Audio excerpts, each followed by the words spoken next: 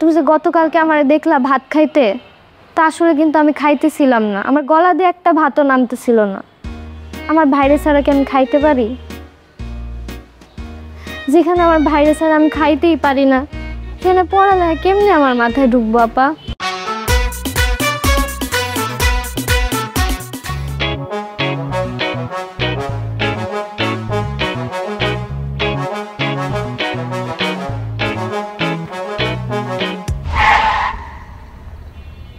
কিরে নূপুর, তো স্যার আসে নাই? না আপা, স্যার আসে নাই এখন। ও, তো স্যারের যত হোমওয়ার্ক ছিল সব কমপ্লিট করছিস? না আপা, করি নাই। কেন? কিভাবে করবো আপা বলো? এই যে আমার বড় ভাই আশিক ভাই, সে যে বাড়িতে নাই, সে কোথায় আছে, কি করতেছে, কি খাইতেছে, আমার মাথায় তো শুধুমাত্র তারই চিন্তা।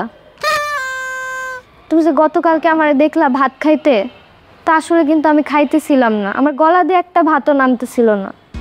আমার ভাইরে ছাড়া কি আমি খাইতে পারি?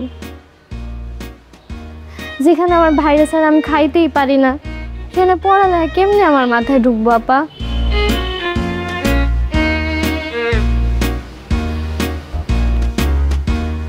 তোর কথা শুনে মনে হইতেছে আশিক চলে যাওয়ার কষ্ট তুই একাই অনুভব করতেছিস, আমাদের কারো কিছুই যায় আসতেছে না। এমনকি তোর কষ্ট দেখে এটাও মনে হইতেছে আশিক আজীবনের জন্যই বাড়ি ছেড়ে চলে গেছে, আর জীবনও ফেরত আসবে না। না পড়ার অজুহাত কেউ তোর থেকে শিখুক। যা পড়তে বস। আপা তুমি এটা কি বললা? আমার অনুভূতিরে তুমি অজুহাত বানাই দিলা। আরে আমার ভাইটা কই আছে আল্লাহ জানে। নূপুর, স্যার এখনো আসে নাই। স্যার না আসা পর্যন্ত যতটুকু পারিস পড়তে বস। তুই তো জানিস স্যারের অনেক রাগ, পড়া কমপ্লিট না করে সে চিল্লাচিল্লি করে, বকাঝোকা করে। আর তার বকাঝোকা শুই না আব্বা আম্মা যদি তোর ইচ্ছা মতো পিটায়, আমি কিন্তু তোরে সেভ করতে আসতে পারছে না, কারণ আমি এখন ভার্সিটি যেতেছে।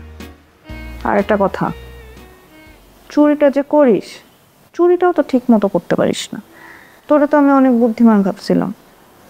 মোবাইলে যে গেমসটা খেলো সাউন্ডটা অফ করে খেলবা, কারণ তোমার গেমসের সাউন্ড আমরা সবাই শুনতে পাই।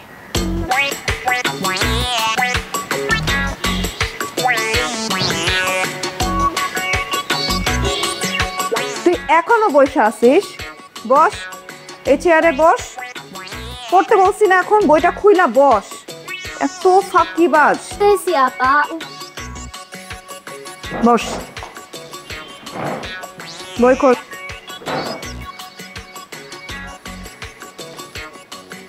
আরেকটা কথা, যতক্ষণ স্যার আইসা পড়াবে এর মধ্যে তুই একবারও কিচেনে যাবি না।